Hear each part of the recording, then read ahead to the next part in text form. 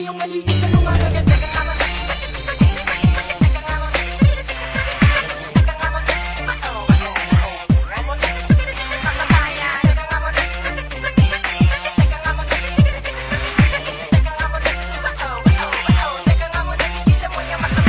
Bakit mo ba pinapakialaman na mga ginagawa ko? Teka, meron ka bang alam sa mga nangyayari sa akin? Pinapanimulan na wala ka humpay-humpay na kamalasan. Teka muna, di ba mayaman ng iyong ama?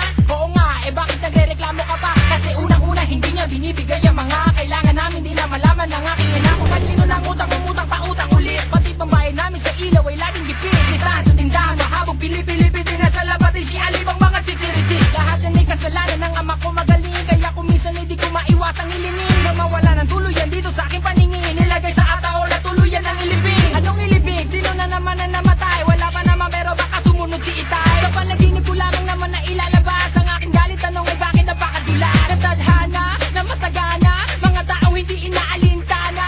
At tulad-tulad laging nasa bintana, iniintay na lumuhod ang mga tala.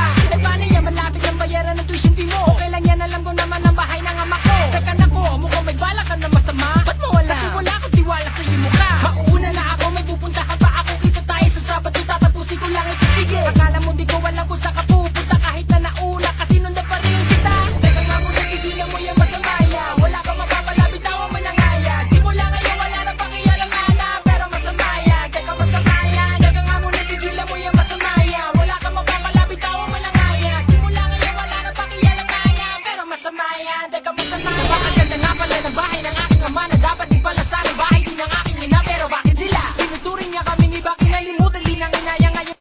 Ako naman ang babawi sa kayamanan ako na mahati. Pero teka pa, wala ka naman susi. Sawan ako na palagi na naman lugi. Huwag ka maingay, manood ka na mabuti. Pagkatapos kumaibok ka sa kandado, buti na lamang wala ato silang aso. Buti na mo